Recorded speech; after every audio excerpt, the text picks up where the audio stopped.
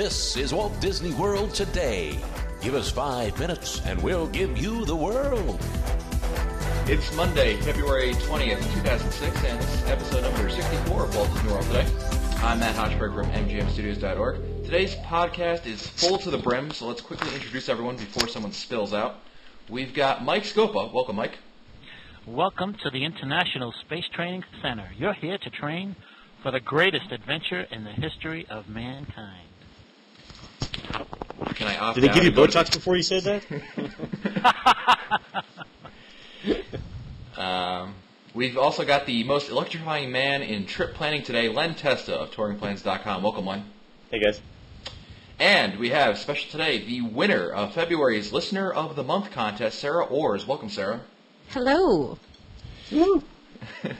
On today's show, we've brought, as I just mentioned, this month's Listener of the Month winner, Sarah Orrs, who sent in her show idea to us at www.wdwtoday.com/listener, and was selected by our fine panel to come on today and talk with us about a topic that she finds near and dear to her heart, which is last-minute cheap trips to Walt Disney World, I should say. If you'd like to appear on next month's show, simply fill out the form at www.wdwtoday.com/listener and send it in. If you've already sent in your entry, don't worry because we've already got you in our list of people, so there's no need to apply twice. So, Sarah, why don't you tell us a little bit about why you wanted to talk about cheap trips to Walt Disney World? Well, I like to brag. And I came up with some really good rates, airfare, hotel, rental car, the past couple of times that I have planned a last-minute, short-term kind of a trip down to Disney World, and I like to talk about it. All right, sounds good. So where do you start when you usually plan a trip, a last-minute cheap trip? Well, I start with the airfare because there's 3 of us, 2 adults, 1 child, and we live in central Illinois, and it costs a pretty penny generally to get down to Orlando, but there are deals to be found. And recently I used the Ding application on Southwest's website. It's a program you can download to your computer, and when they release special fares in the morning, it alerts you via your computer, and you can log on and see if it's something you're interested in. I managed to land a fare from Chicago Midway to Orlando nonstop one way for $44 a person. Not bad at all. Yeah. That's not even the tax on some. No. Yeah. No, it was so cheap that I couldn't pass it up.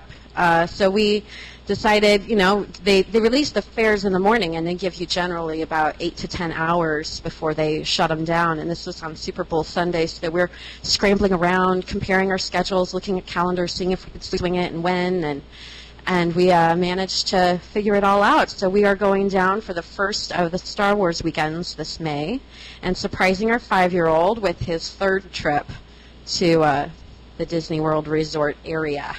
Excellent. Yeah, so I start with the airfare, and then I go to the hotel, and I prefer to stay off-site because I have historically been but a poor college student and can't afford the exorbitant rates involved with even the value resorts on Disney property. So I have found my own ways to work the system and find some really good, clean hotel rooms off-site that are close to the parks, but that won't break my wallet. Yeah. Nothing says clean, and Nothing says clean. Bob Sanford. So, Sarah, what do you use, like an internet search tool to find good hotel rates? How do you? I have had the most luck with Hotwire. I have used various internet search tools, including Sidestep.com. I have been able to find some good things on that for stays in other cities. But Hotwire has consistently been where I have found the cheapest rates. And what I do generally before I go ahead and book something on Hotwire is I go to one of the bidding sites like betterbidding.com or biddingfortravel.com.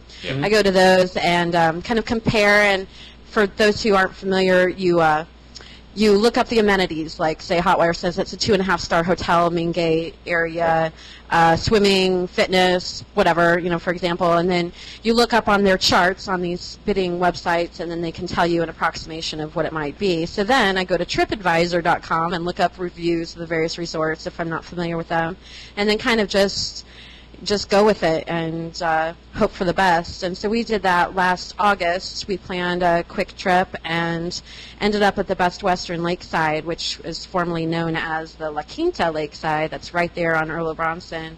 And it was wonderful. And we paid $27 a night for our hotel room.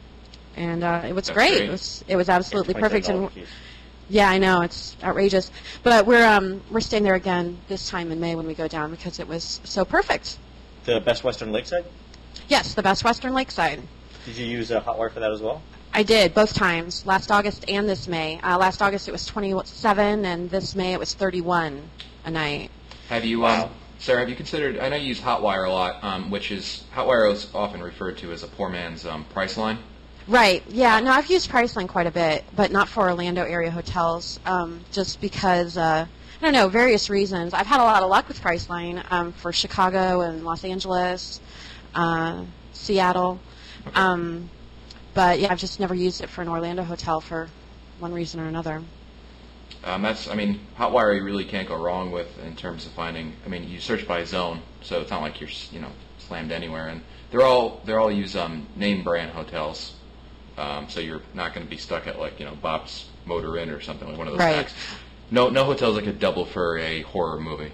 No, thank goodness. I've actually, you know what? I did use Priceline for one night. It was 4th of July week.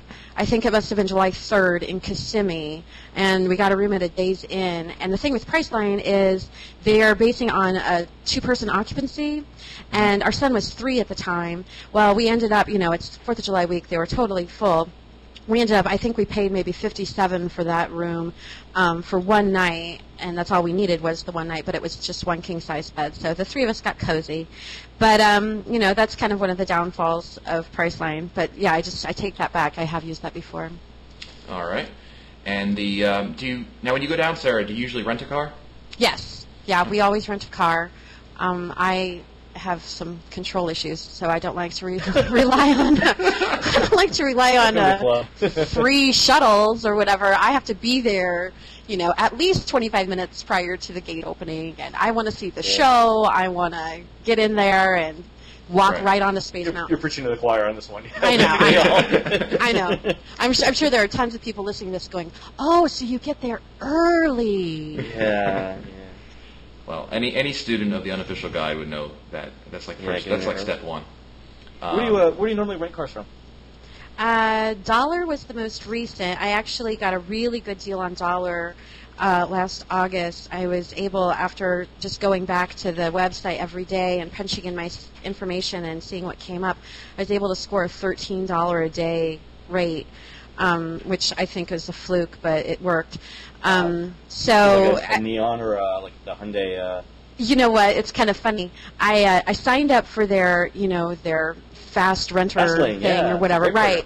Yeah. Well, and so then you get a coupon for a free upgrade. Well, we got there at 10 o'clock at night and checked in, and the guy said, "Well, you signed up. Your reservation is for an economy class, but we're out of economy and compact. So all we have is an intermediate." And then I gave him my free upgrade coupon. He's like, "Well, how about a convertible?" So we actually rented. We had a Chrysler Sebring convertible at $13 a day last time we were down. Wow! Yeah. I wouldn't have given it back. Get there late, and maybe they'll be out of what you reserved. Everyone who's listening now is now searching. All right, $13 rate convertible. Where is it? So again, a fluke. And where'd you get the codes from? Mouse Savers? The code. That code. You know what? I'm trying to think. That might have not even been a code rental because sometimes the codes cost more than just putting in your information. I don't really remember. Yeah. I have used codes from Mouse Savers before, and they've worked really well. But I think maybe on that one I did not use a code. This time I have a car reserved, and I did it through the through Southwest since I'm flying on Southwest, and I can get frequent flyer points by renting through them, and it's through Dollar. It's not such a great deal, though. I'm going to end up paying, I think it's $110 per week is the rate, which is good, but it's not $13 a day. Yeah, really. Yeah, but definitely a smart move to sign up with Dollar's Fastlane program too, because if nothing else, you get to bypass all the lines. Yeah. And when we went down the time before last, it was 4th of July week. We stood in line. We didn't land until 9:30 at night, and we stood in line for a good 2 hours, and it was terrible. Yeah. It's because the rates are so low that sometimes I've seen 45-minute waits there to be not uncommon. Right. So. Well, and National's desk is empty, and Avis's desk is empty, and then Dollar's got 60,000 people. Yeah. Yeah, budget, same thing too. Budget's program is also free, and it's the same thing where you get to bypass the lines too. So. Right. Cool. Yeah, and I actually signed up with all of those, and then I get the emails from them, and I can get online and check what's the better deal. So since you're staying off-site, what do you do for food? Do you normally eat on Disney property, or do you normally stay off-site? Well, the best thing that I have found about the Best Western Lakeside is they have a free refrigerator in every room. And so we like to stop somewhere on our way to the hotel initially, buy some bottled water, buy a lot of fresh fruit, some like Pop-Tart kinds of things, just like snack types of things to have in the bags while we're in the parks. But usually we'll grab something quick for breakfast on our way if it's a park day, and we'll take some fresh fruit in our bag with us and have a snack. But then we'll eat at a counter service place usually. Well, actually, what we've done in the past is we'll have a table reservation for a late lunch and then eat counter service late in the evening when we're in the parks. But other than that, we just we like to check out some local restaurants. We try to avoid chains if we can because What are some good local places you found? Do you remember any of the names? Oh, I am blanking. We tried Jungle Gyms. I haven't. I checked out their menu. We do have one vegetarian in our group, and so we try to find places where they have good vegetarian meals. Darn 3-year-olds. Yeah. Well, they'll actually do vegetarian burgers. Yeah, I know. I saw that on their menu. We managed to skip that last time. It was on our list of possibilities, but we skipped it last time. We made sure to hit Boma. We hadn't been there before, so we're always looking for a good place for vegetarian options. Right. Sure. And where do you get your groceries? Did you mention where you got your groceries from? Sir? I don't even know what chain it is, but it's the one.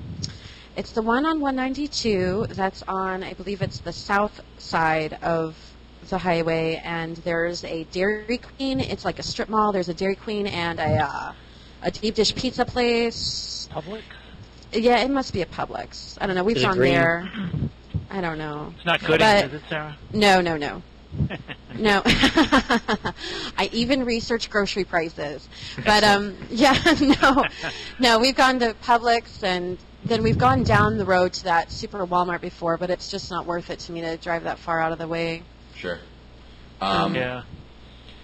Now, we got food, we've got where you're staying, we've got how you got there. What about admission? Yes. Well, yeah, there's nothing you can do about admission, unfortunately. Not that I've found. I mean, when we go, we have a young child, and we do it upright when we do go to the park, but we don't go to the park for too many days. We went for 2 days last time. We'll go for 2 days this time. And so an annual pass really isn't an option for us at this point. My parents are actually moving. They purchased land, I think, about 20 miles west of Disney, and they're moving down there next year and building a house. So we'll be there a lot more, and maybe an annual pass will be an option for us then. And think about how cheap our lodging's going to be. But do they have an extra room in this house? they will. They will, and a pool, I'm told. How do they feel about guests that aren't directly related? They're actually quite open-minded. So episode 65 will be from Sarah's parents' pool. I'll put you on the list. Hi, from the basement. They're retiring next year, and this has been my mom's kind of lifelong dream. So they're going to actually move to the Mouse, but the rest of us have to just kind of bide our time. I found for tickets, before I was an annual pass holder, I used to always frequent CentralFloridaTickets.com. Okay, I've never heard of that before.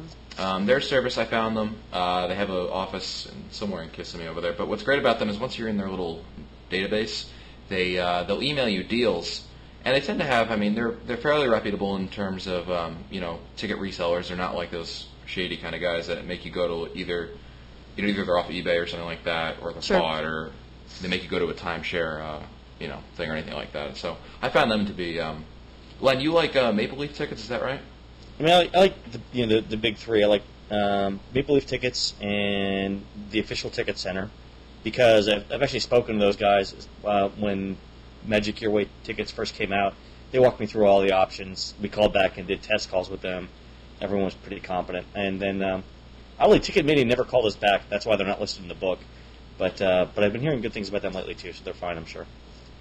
Great. What do you guys know about Undercover Tourist? You know, it's funny. I just got an email from them, from someone who asked the same question last week. And Sorry. I don't know. Well, we didn't read it on the air. I haven't heard of them, but we suggested doing searches on like the local, on the regular boards to see if anyone else has used them. What are the prices like?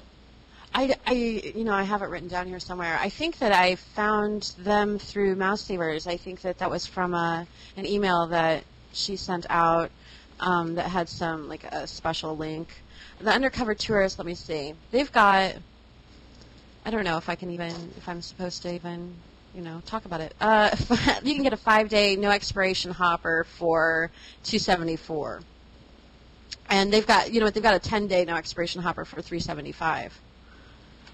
Which, if you can hold on to it is good, but we've managed to hold on to it. We have hoppers right now that we're going to use the last day on this trip that we bought 2 years ago. We bought 5-day hoppers 2 years ago, and we have just been gradually using them, and that works out well. Smart. So that's the old non-Magic Your Way tickets, right? Right, yeah. Uh-huh. Right. So we have 1 day hopping on all of ours, and so we're just doing 2 days on this trip, and one of those days we're not planning to hop. That's the day we're going to be at MGM for Star Wars weekend, so we're just going to buy the super expensive $67 one-day tickets. Yeah, I know, it hurts. We just can't bring ourselves to, I don't know, we haven't really made a full decision, but I'm kind of leaning towards doing that instead of laying down $1,000 and, doing it upright with the 10-day no expiration hopper. But I don't know. What do you guys think? Think I should just, at all costs avoid the $67 a day? Well, the smart money is buying the most amount of tickets, and then in a year or two you'll be doing exactly what you were doing in the past, which is using your old tickets. That would make more sense. But I understand that it's hard to take the hit now. Than maybe later. So I think, Mike, you might be the best person to talk about that. That might be. What's your feelings about that? Well, again, Sarah, it depends upon how often you're going to go. A lot of people have discussed getting the 10-day no expiration park hopper at Magic Your Way, and then freeze the price, and then just stick with that. But like Matt said, what you're doing is you're taking a hit now, and hopefully you realize the savings later. Right. Similar to what It'll you're pay doing off. now. Yeah.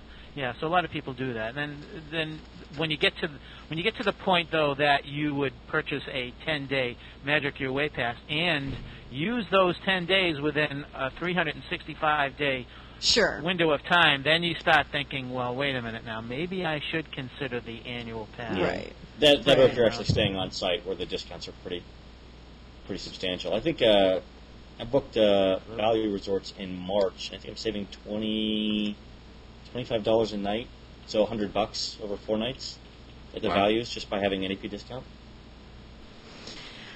You guys had said that you wanted the Listener of the Month winner to have a couple questions prepared. So I have a couple questions. First off, I was wondering, do you guys have any statistics involving how many listeners you have for your podcast? Counting you? Yeah.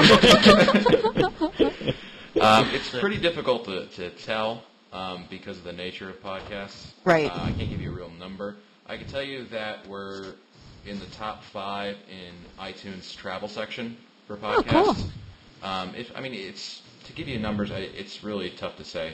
Right. I really can't tell you one way or the other without It's just being a guess. Yeah. No, Just curious. So are we. And give me the number one thing to do with a 5-year-old Star Wars fan at Star Wars weekends. Oh, it's easy. I got this question, guys. The answer to that is the Obi-Wannabe Kenobi thing. Yeah, the yeah. Jedi thing. Yeah, I was kind of thinking, that sounds pretty amazing. As long as the kid can handle... Some kids don't like being, in public because you're going to be on a stage fighting Darth Vader. Yeah, no, he's a performer. All right, so as long as he doesn't mind if there's like a bunch of people watching you. No, he prefers that, actually. So that'll be perfect. Get the video. Yeah, no, that's a great event that I think all kids will like. Just make sure you get there. You just have to get there. When you get there in the morning, there'll be a table set up to do sign-ups. Make that your first thing you do in the morning, is make sure that your kid is signed up for it. Is that there in the main plaza as you enter the gates, or is that over by Star Tours? Where is that usually? It's usually between Indiana Jones and Star Tours. Good to know. I don't know. Anyone else have any suggestions? That was... You're quite the geek, Matt.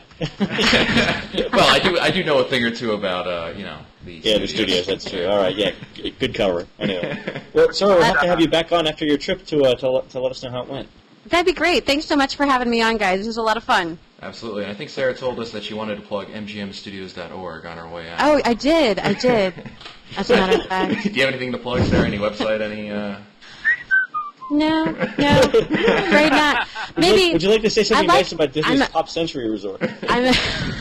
I'm a big fan of wdwtoday.com. I like touringplans.com. Thank you. That's a good one. Very different. We've never been there. Yes, I know. I didn't know if you'd ever heard of that before. And I'm sorry. And Mouse World Radio. One of my favorite things to listen to. I'm working on it. Oh yeah, you'll definitely have to be back on. Sarah, it's called show prompting. Oh, I really like the articles that are written on mouseplanet.com. There you go. Really? I'm a big fan of most of those. I enjoyed the most recent one about the best jobs to have at Disney World. I'll have to check it out. Was that written by you Goldhaber? should. No, some other guy. I don't know. Some guy. Yeah, But Great. Well, that's it for us today. This has been episode number 64 of Walt Disney World Today. Sarah, thanks for being on the show. We appreciate it. Thank you. Thank you, Sarah. Thanks, sir. If you'd like to find older episodes, read our show notes, or send us your comments, visit the Walt Disney World Today website at www.wdwtoday.com. You can also email us at questions@wdwtoday.com. For Len Testa, Mike Scopa, and Mike Newell, I'm Matt Hochberg. We'll see you on the next show.